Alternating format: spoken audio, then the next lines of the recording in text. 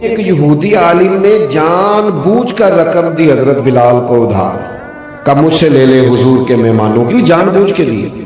اور پھر جو بازا تھا اس سے 3 دن پہلے مطالبہ بھی کرنے لگا، پہلے ہی آ گیا لینے کے لیے، اور آ کے بات بھی بڑی سخت کی۔ حضور کھڑے تھے مدینہ منورہ کے چوک میں، جناب فاروق اعظم بھی حاضر بارگاہ، کہنے لگا وہ رقم دے تو محبوب نے فرمایا ابھی تو 3 دن باقی ہیں۔ اس نے بڑا سخت جملہ کہا، سخت، میں نقل نہیں کرتا، سخت جملہ کہا۔ حضرت عمر نے تلوار نکال لی نیام سے، حضور نے فرمایا عمر جلدی نہ کر، اس نے پیسے لینے، اس کا حق کیا تقاضا کرے، یہ ذرا بردباری تو دیکھو میرے نبی پاک کی۔ اس نے بڑی سخت بات کی تو محبوب فرمانے لگے عمر اس سے پیسے لینے، اس کا حق ہے، تو مجھے کیا جلدی دے دے، اسے کیا ذرا نرمی کرے، جا فلاں جگہ کھجوریں رکھی ہیں تول کے اس کا سارا قرض ادا کر دے، اور یہ جو تو نے ڈانٹا اور گھورا ہے نا تھوڑی کھجوریں زیادہ بھی دے دینا۔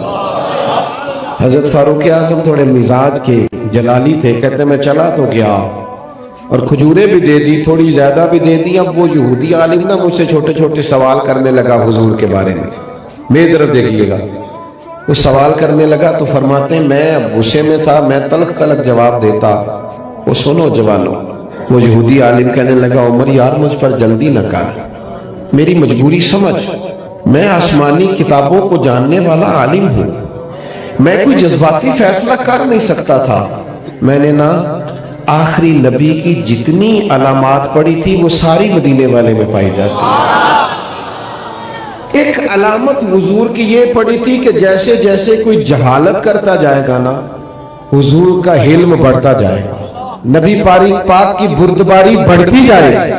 میں نے ساری علامتیں حضور میں دیکھ لی اور میری مجبوری سمجھ، میں اپنے آپ کو تسلی دینا چاہتا تھا، میں نے جان بوجھ کے ادھار دیا تھا، جان بوجھ کے پہلے تقاضا کیا تھا۔ عمر یار میرے ساتھ مہربانی کرنا، میں نے دیکھ لیا ہے جتنا حلم میں نے مدینے والے میں دیکھا ہے، جتنا ظرف میں نے حضور میں دیکھا ہے، جتنا حوصلہ کریم محبوب میں دیکھا ہے، اتنا میں نے کہیں نہیں دیکھا۔